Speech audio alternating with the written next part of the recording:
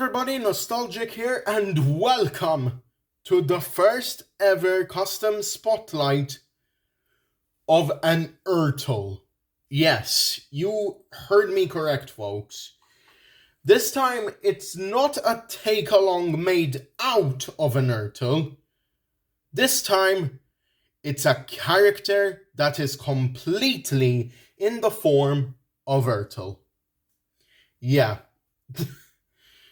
You're finally going to get to see a character in ERTL for custom spotlights.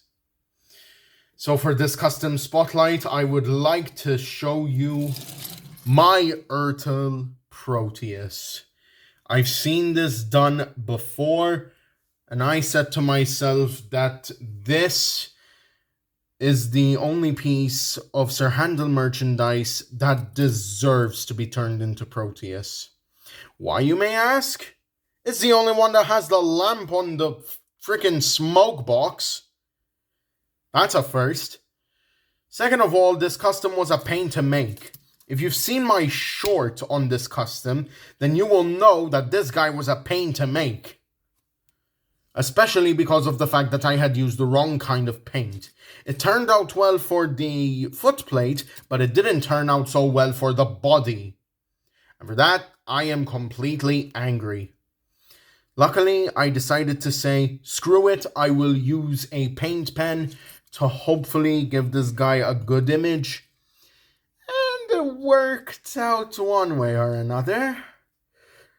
To say if this is a good custom or not, I'll let you guys decide in the comments.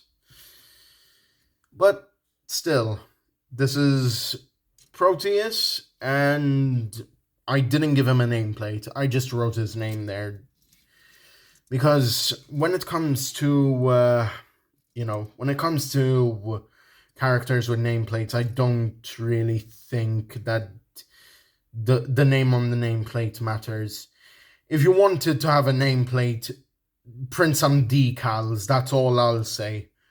But as for me, I would prefer to write them on the boiler, so that in that way, I won't have to go through so much trouble. Now, since we're focusing on a Season 9 character, I thought that for the update section, there should also be a Season 9 exclusive thing. And what was that Season 9 exclusive thing? Busy Bee James, of course.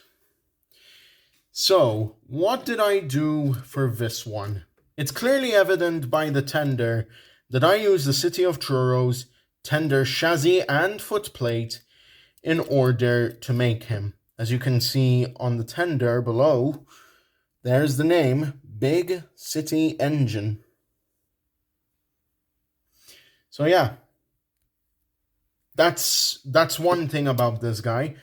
And as for James himself, this was made with a take-along James. The smoke box is of a take-along James as well. So, if anything, here's a piece of advice. When you're trying to transfer a dumb magnet take and play into the form of a previous diecast, like a take-along, make sure you file down the bit where it leads into the cab, so that then you can have a smooth surface on which you can put the body. Otherwise, fill it with Milliput. I honestly don't give a damn how you do it, but for me, file it down and then glue it. And then afterwards, put in the smoke box of the original take-along or take-and-play.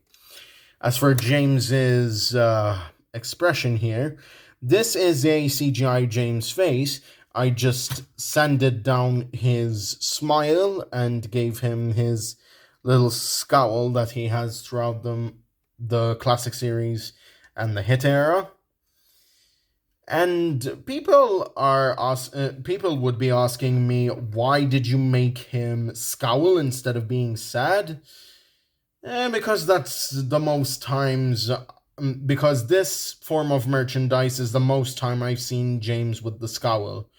And as for the pieces of merchandise where he is sad, that's mostly the Japanese merchandise, not really like the Trackmasters or not really the Trackmasters or the Wooden Railway or any other form of merchandise in which James has this livery. No. He is usually depicted with a scowl, not a sad face. The sad face is exclusive to Japan, in my opinion. So with that, that's going to do it for these two. Thank you very much for watching. This is Nostalgic signing off and reminding you all that nostalgia never dies.